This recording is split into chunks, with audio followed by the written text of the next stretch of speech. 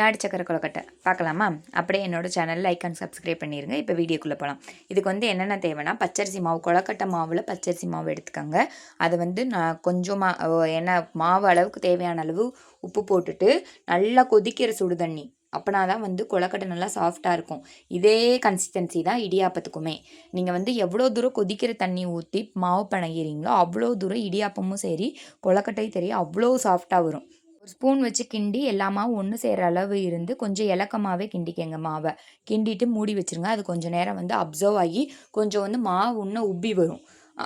சுடுதண்ணி ஊற்றி படையனால உப்பி தான் வரும். அதனால் நீங்கள் அடுத்து வந்து இதை சூடு ஆடுற கேப்பில் இங்கிட்டு வந்து வெள்ளைப்பாகுக்கு ரெடி பண்ணிக்கலாம். நான் நாட்டு சக்கரை தான் எடுத்திருக்கேன். இதனால் ஈஸியாக வேலை முடிஞ்சிடும்.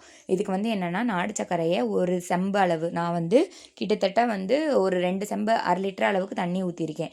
தண்ணி ஊற்றி அதுக்கு வந்து எவ்வளோ கிராம்னா ஒரு 300 கிராம் வந்து நான் நாட்டு சக்கரை சேர்த்துருக்கேன். ஏன்னா மாவும் நான் வந்து 1/4 கிலோ அளவு தான் எடுத்திருக்கேன். அதனால் வெல்லமும் அதே ஈக்குவல் குவான்டிட்டி அளவு எடுத்துக்கோங்க. இதுக்கு வந்து இன்னும் வந்து இந்த தண்ணி வந்து கெட்டிப்படுறதுக்காக நம்ம பிணைஞ்சு வச்சுருக்கோம்ல, அதுலேருந்து ஒரு குட்டி அளவு மாவு எடுத்து அதை வந்து பிணைஞ்சு அதை வந்து டைல்யூட் பண்ணி வச்சு அந்த மாவு தண்ணியில் வந்து ஊற்றிடுங்க.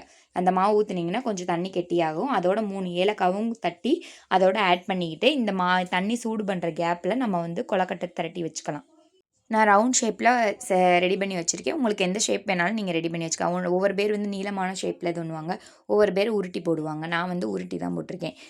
கிட்ஸுக்கெல்லாம் இதெல்லாம் கொழுக்கட்டை வந்து நாட்டு சக்கரை போட்டு செய்கிறனால ரொம்ப பிடிக்கும். உங்கள் வீட்டிலே ட்ரை பண்ணி பாருங்கள் இதே மாதிரி.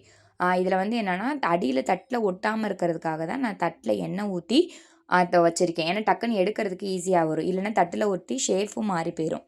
அதனால் உருட்டி வச்சுக்கோங்க. உருட்டி வச்சதுக்கப்புறம் என்ன பண்ணணும்னா, இங்கிட்டு வந்து அதுக்குள்ளே இந்த தண்ணியும் கொதிச்சிரும். கொதிக்கிற தண்ணியில் தான் போடணும். அப்போ தான் மாவு கலராமல் இருக்கும். அந்த உருட்டி வச்சுருக்கோம்ல, இல்லைன்னு வச்சுக்கோங்க உடனே கலண்டு அது எல்லாமே வந்து தண்ணியோட தண்ணியாக மிக்ஸ் ஆகி கொழுக்கட்டையே காணா போயிடும். அதனால் நீங்கள் வந்து தண்ணி கொதிக்கும் போது இதை ஆட் பண்ணிவிட்டு நல்லா வந்து அது வந்து ஒன்றோட ஒன்று ஒட்டாத மாதிரி பார்த்துக்கோங்க.